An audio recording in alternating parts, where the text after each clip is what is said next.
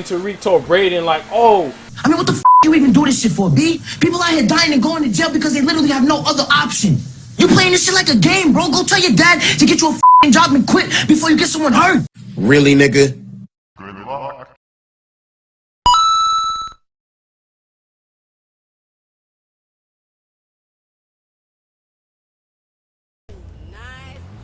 Get away from me, Thought.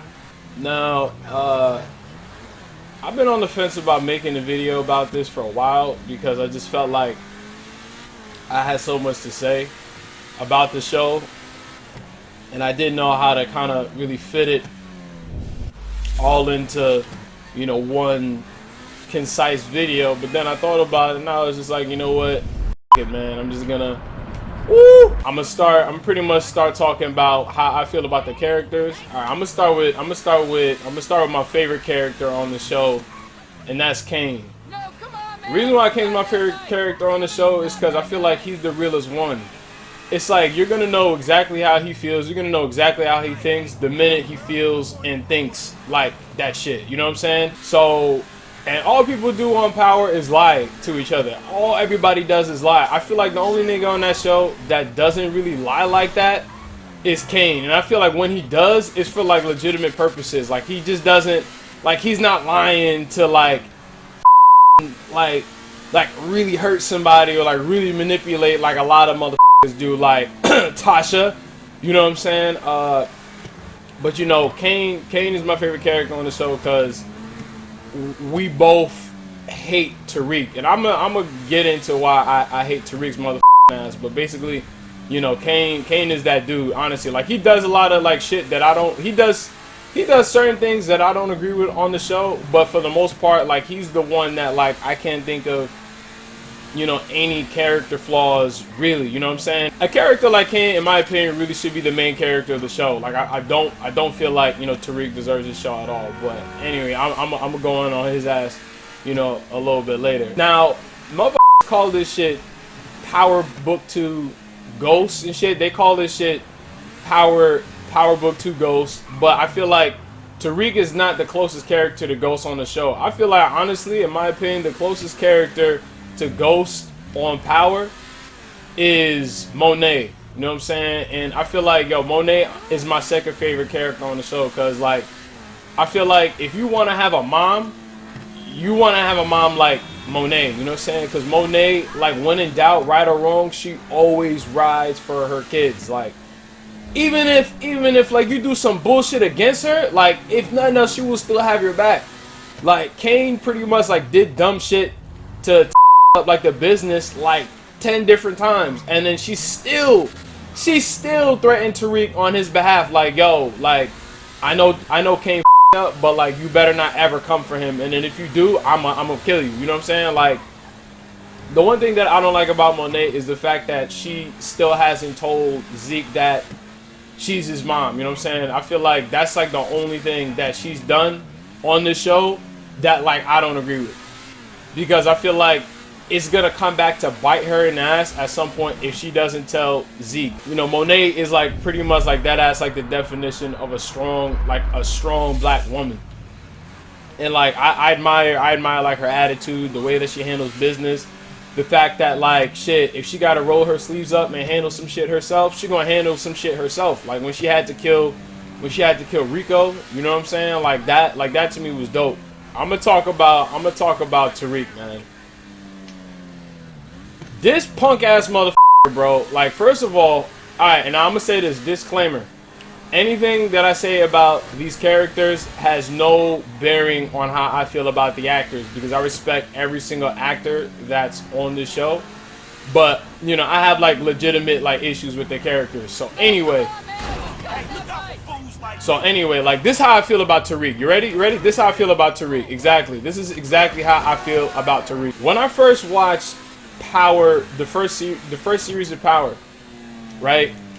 Ghost was my favorite character. Now, I know that just sounds cliche, but the reason why I respect and I like Ghost so much was because, like every other character has their flaws, but I feel like the redeemable qualities about them should balance out.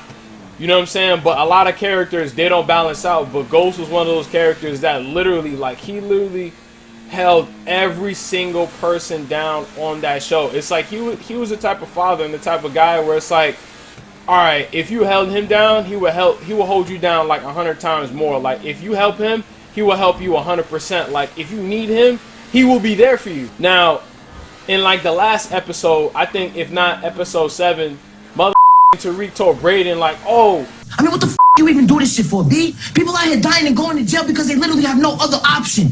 You playing this shit like a game, bro. Go tell your dad to get you a f***ing job and quit before you get someone hurt. Really, nigga? And then, honestly, that was probably like the only thing Brayden ever said, or that was like the only thing that Brayden ever said that I agree with, because he was like, yo, nigga, don't sit there and act like your father wasn't rich too. Like, nigga, you had options. Like, the whole Ghost's only problem with Tariq was the fact that Tariq was trying to flex and be a part of the drug game too, when he didn't have to. Everybody, think back. Tariq literally has no excuse to be a drug dealer whatsoever. No excuse. He's only a drug dealer because he chose to be. And he f***ed up like 3 or 4 different lives just to be who he wanted to be when he wasn't supposed to be that. The only person on that show that supported Tariq being a drug dealer was Tasha. She was the one that pretty much encouraged that shit. That was the only reason why Ghost ever had a problem with Tariq, because he was like, yo, I literally sit here busting my ass in the drug game, kill people, move like millions of dollars in weight, and I did all of this so you can be better than me. And this nigga sat there and just chose to be a piece of shit, and in fact a worse person than his father. These characters will literally sit there and say, oh, you know, oh, you're just like Ghost, or, you know, you have the potential to be better than Ghost. Like, no, Tariq literally has like his redemption is completely out the window, because he's so far gone that, like, even if he were to be a good older brother to his sister Yaz, he's the reason why his other sister died, because of the life that he chose to live. Because if it wasn't for him, Raina would still be alive right now. So it's like, in my history of watching television and movies, I've never seen a character literally like do the most up shit and then just get off scot-free. Get off scot-free. It's like Tariq has done so much bullshit since like Power season 5 or 6, whenever the started doing bullshit, until now. And it's like, when he finally went to jail, I was like, word, finally he gets some consequences.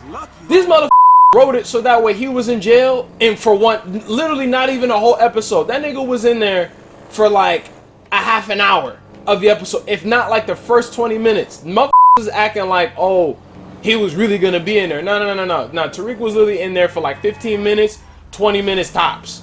You know what I'm saying? Like, he got out of jail immediately. At least when Ghost went to jail, that nigga was in there for a long time. Ghost was in there for a long time, and then on top of that, his character fate like suffered. Like, he kind of suffered a little bit when he was in there, because you had Charlie Murphy's ass was like picking on him and shit, to the point where like he had no choice but to bash his head in with like weights or however the fuck that he killed him. So anyway, you know, Tariq, it's like, I don't know how anybody can like his character, because he's like a spoiled brat that like literally has plot armor. Like, Tariq St. Patrick is the definition of plot armor, because like literally like this motherfucker can like I don't know, like run up on Area 51 and then like just like never get shot. Like, Tariq has like the ultimate plot armor, and I don't like him because I feel like he like has demonstrated like no growth whatsoever. And then it's like the growth that they try to like show, like, it's not even genuine to me, because to me Tariq is not smart. You know what I'm saying? Tariq can't fight.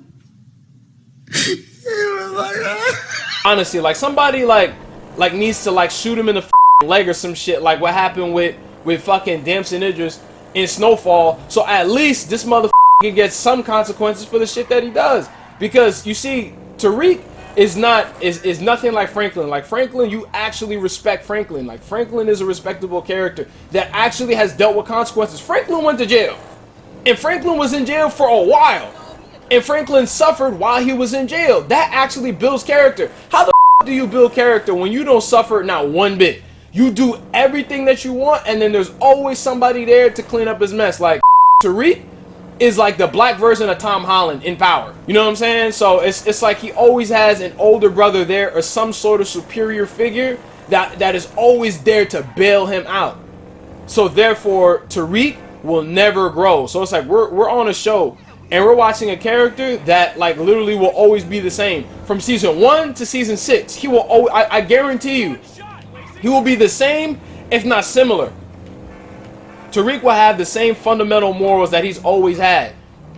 Ruin people's lives, lie, steal, do dumb shit, you know what I'm saying? And then never apologize for or never be the one to actually like do something different.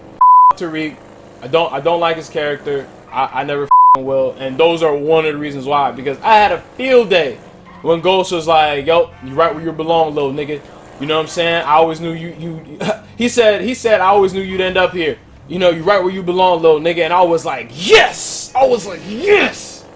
And then this motherfucker got out the next fucking episode. So Lorenzo, you know, Lorenzo, he seems respectable.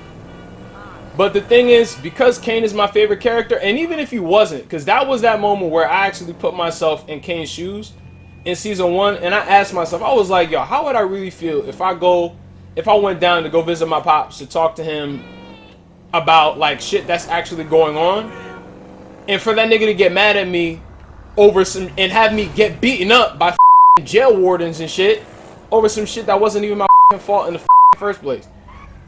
You know what I'm saying? Because I was like, yo, if I was Kane, I would have never talked to Lorenzo ever again. In fact, Monet wouldn't even have had the chance to disown me because I would have disowned them. I would have officially disowned the Tejada family. If Lorenzo was my dad and that had jail wardens put hands on me over some shit that I didn't even really do. Because if you think back to that little altercation that Kane had with Monet, he wasn't even trying to hit Monet. It's because Diana wanted to be mad, insubordinate and shit, try to grab this nigga, you know what I'm saying? He was off guard. He was like, yo, get the off me. You know what I'm saying? And then, yo, Monet just kind of caught one in the face. But that wasn't his fault. So I feel like for Lorenzo to kind of jump the gun on that, I was like, nah. And that's actually another reason why I even respected Monet, because she was like, yo, like, you shouldn't have done that. She was like, yo, he's my son. Don't ever do some shit like that again. And I was still like, yo, like, she literally stuck up for him. So, you know, Lorenzo, I don't really rock with him, bro. You know, especially how, you know, he props up Drew. I respected Drew despite, like, you know what I'm saying, like his like the shit that he be doing. I respected him because he had that mentality that like balanced out the Tejada. So I was like, all right, you know, Drew, you know, he's smart, but then he's also got that edge, because when he beat up that GTG nigga, Lil Guap, I was like, word, all right, cool, you know, I respect him. But then now it's like, it's to the point where Drew, his emotions is too involved in the shit that he got going on right now. And I really lost respect for him when it's like, yo, Lorenzo, your own pops told you, all right, we got your boyfriend, your little boyfriend, he's a loose end. You got to get rid of him. Drew couldn't even do it. And to add insult to injury, this nigga got like a little text from his boyfriend and shit like, oh, I miss you, some shit. And then this nigga started crying. I was like, this nigga's soft. There's no way Lorenzo's gonna be able to pass the business down to a motherfucker like Drew. Absolutely not. It's not gonna work, because this nigga, he's gonna just do some shit that's like gonna get him killed, or it's gonna like fuck the business up. You know, Drew is not somebody. Drew is a support kind of guy. Drew is a good number 2, but he can never be the boss, in my opinion. He can never be the leader.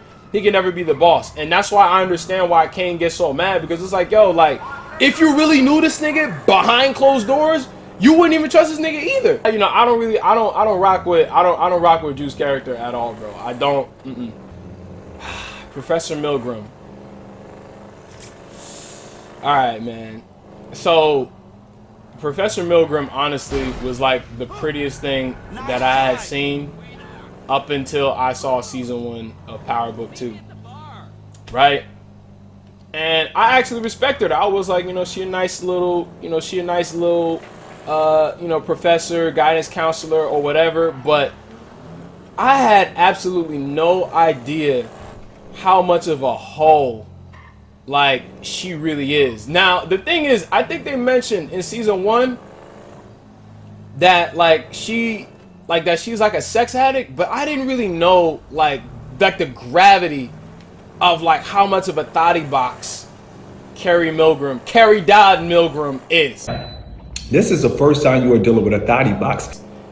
Okay, now, first of all, before I talk about Zeke, I just want to say that this man pretty much stole, like, the role of a century. Because, like, 2 or 3 years ago, I guess we could say almost like all right, like a year and a half ago to 2 years ago, before I even knew what Power was, I was like, yo, because I'm an actor. And I said, man, like, yo, wouldn't it be like the best thing ever if I got a role where I was like a young college nigga and then I'm just like the baddest teacher in school. You know what I'm saying? And I was like, yo, like, somebody has to write like a story like that, and then me to be starring in that shit with like the baddest, like, like middle-aged, 30-something-year-old actress that they could find. This nigga stole, like, that role because I was supposed to be that role, but I'll talk about Zeke later. So Davis McClain said some shit to Carrie the last episode, and he was like, yo, what bone haven't you had in your body?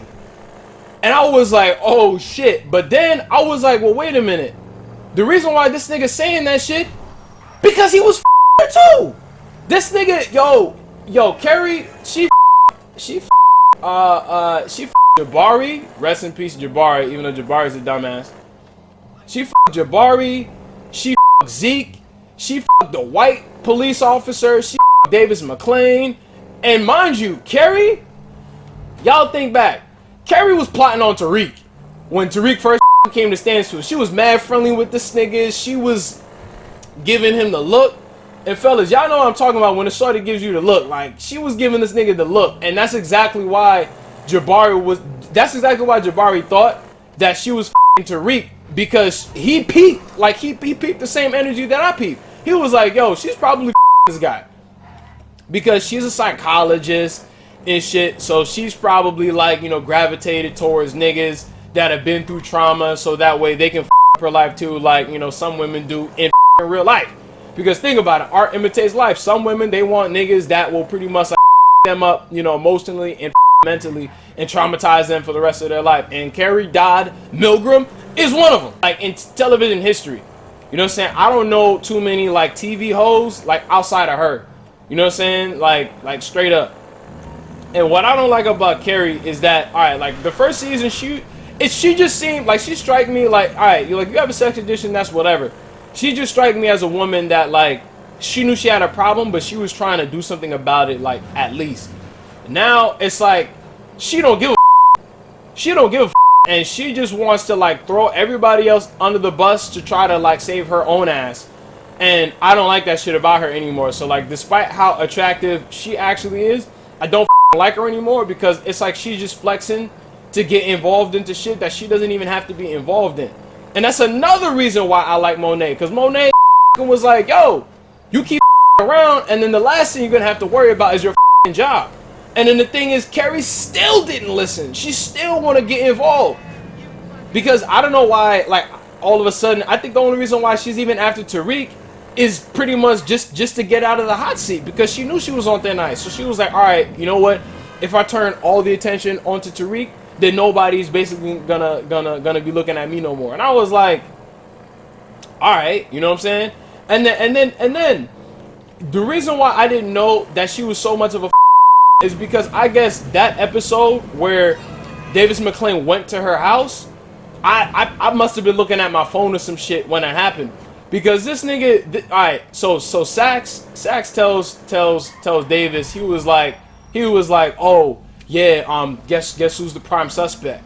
Professor Milgram. And then this nigga Method Man, Davis McClain and shit was like, Carrie, oh shit. And then this nigga went straight to her apartment, you know what I'm saying? And then I didn't realize, like, one, I didn't see that reaction, and then I didn't realize what they were actually saying. She was like, oh, you don't have your ring on, you know what I'm saying? He was like, oh, this isn't about us. And I was like, yo, this shorty been around the block. I was like, damn. I was like, nah, bro. And I'm in the show, and I know her track history like that nigga didn't even believe it. Because the mother police officer was trying to tell him, he was like, yo, like, she's a hoe. And this nigga was like, oh, no, man. Oh, Carrie could never, man. You know what I'm saying? I was like, yo, I don't want no damaged goods. Because Carrie been way around the block and then some. I don't know if anybody used to watch The Love of Ray J, back in the day, like on VH1. And then this nigga was like, yo, she smashed the homie. Yo, She smashed the homie. She smashed the homie. Danger. She smashed the homie. Carrie smashed all the homies, bro. Carrie, automatic throwaway. All right, let me talk about.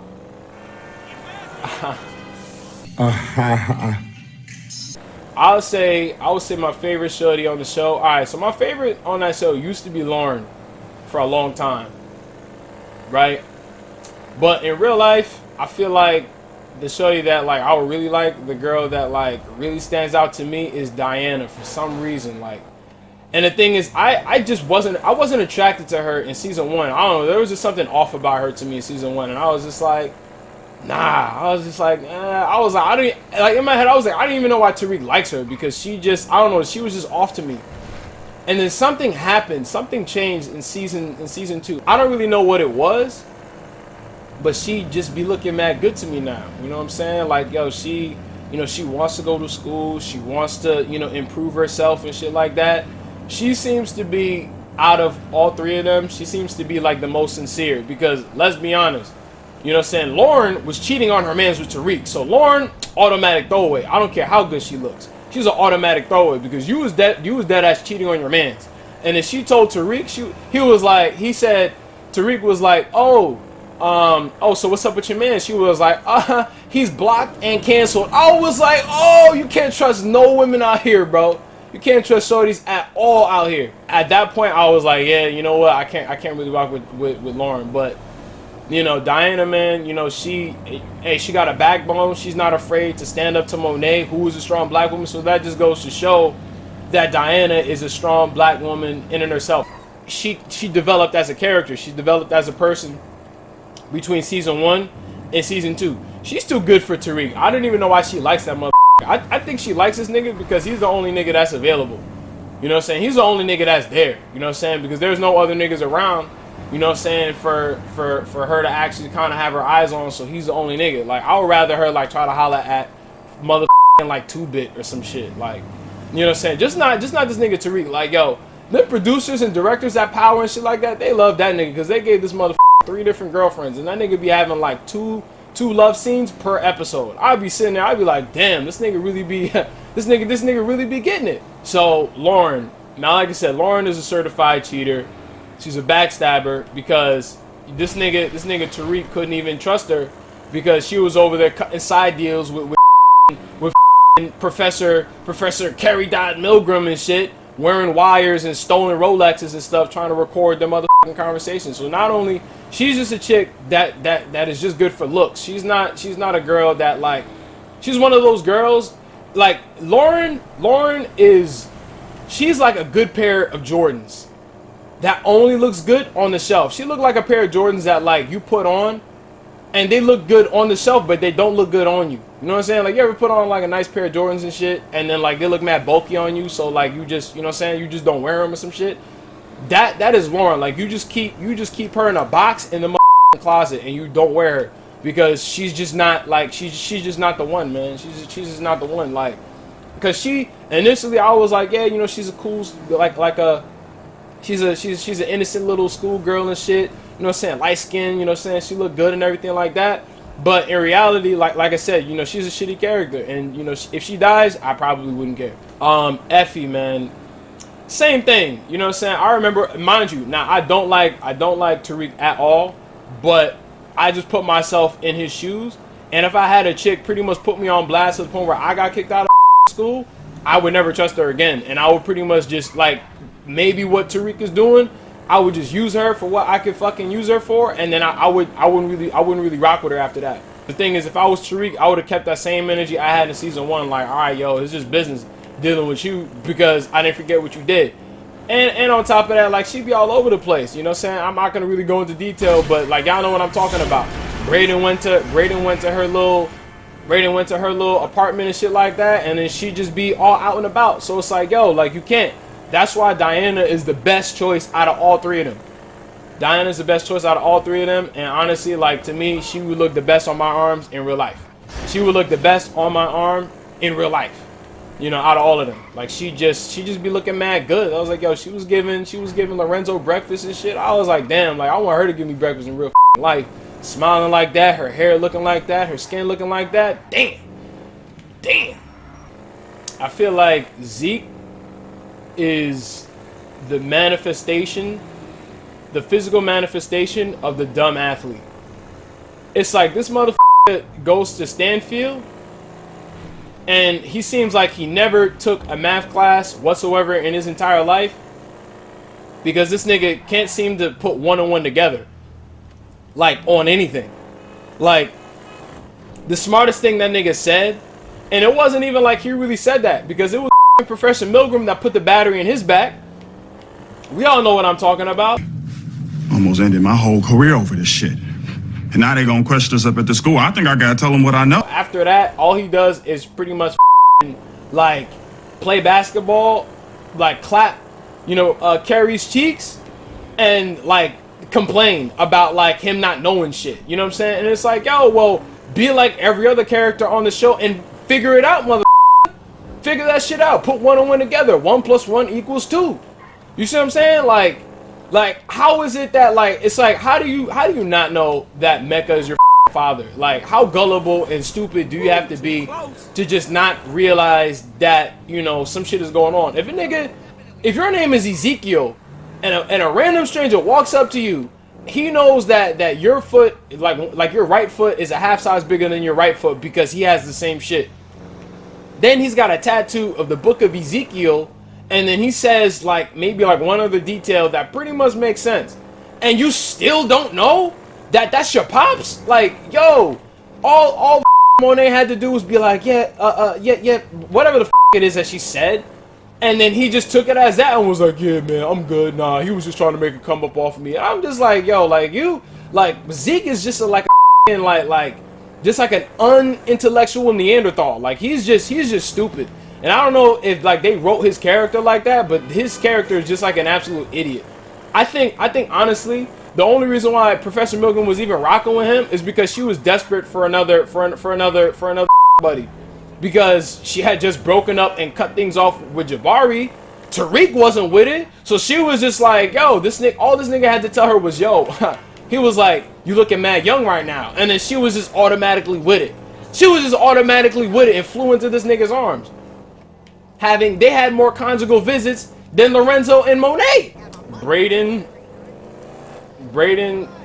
he's whatever, man. Like, I don't, like, I could give a shit about Brayden, to be honest with you. Like, he's just like a typical white boy. Like, he's just one of those characters that like is just like always there to have a good time, and it's just like he can get beat up. He could, like, I don't know, like, he's just whatever. Like, that mother, he's just filler. Like, and especially, like, he's best friends with Tariq, so obviously he's got a poor judge of character, and he's easily manipulated because, yo, all Kane had to do was, like, what, threaten him once or, like, make that nigga laugh? Like, I think that nigga Kane told this motherfucker Brayden, like, one joke, and then all of a sudden,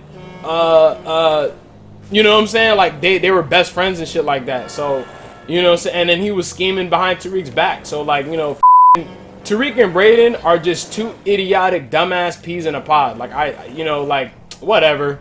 You know what I'm saying? Whatever. I would probably say Mecca is probably, like, I don't want to say he's my third favorite character, but, like, there are certain things that, like that he says that resonates. Like, I feel like he's that character that, all right, because they call the show Power, and I feel like I don't even want to say Tariq, because Tariq is stupid. I think that Mecca is the one character on the show that is actually, you know, employing the 48 laws of power on different characters. You know what I'm saying? Like, he's playing Kane. That's a fact. You know what I'm saying? He attempted to play Monet. You know what I'm saying? It's just Monet is just being too finicky with him. You know what I'm saying? He's playing everybody. He's playing Lorenzo. And I feel like, you know, by the end, like Mecca is gonna be like a really big force to like be reckoned with, and he's gonna kind of be like, you know, like one of those like big kingpin, you know, guys from the first series of Power, where like they were the ones who were in control, and you know, Ghost had to beat them. The only person who could really outsmart Mecca, in my opinion, is Ghost. And Ghost, I think he's alive, but he's not around right now. You know what I'm saying? So, you know, I actually respect Mecca. You know, when he was like, yo, he said, what did he say? He said, he was like, yo, make sure that you're the better choice. And he was like, yo, do not, I repeat, do not let her pick Tariq. I was like, yo, I respect that shit, man. I respect Mecca. So, because if I had to team up with somebody, if I had to choose between Lorenzo and Mecca, like who to work for, I'm working with Mecca. I'm not working with no Lorenzo Tejada, bro. Rashad Tate. And the reason why is because I don't know if anybody ever peeped, but Lorenzo Tate has had numerous characters in movies where his fucking last name was Tate. I don't know how he pulls that off, but you know, yeah. Shout outs to Lorenzo Tate. And let me tell you something. Rashad Tate been plotting on Carrie since the beginning. So to wrap up on Carrie, he is going to be her last body before she dies or she goes to jail. He's trying to be like you know what I'm saying? Like, he's probably like the only one left, you know what I'm saying, that hasn't done it. So he's trying to clap those cheeks.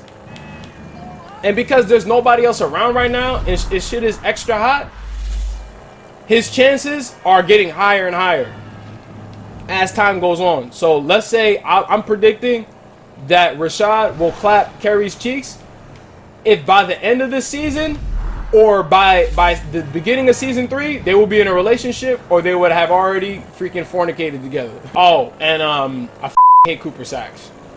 You know, he's not even really worth talking about, to be honest with you. But anyway, those are my thoughts. Yeah, so those are my thoughts on Power. Although unconcise, like, comment, and subscribe to the channel.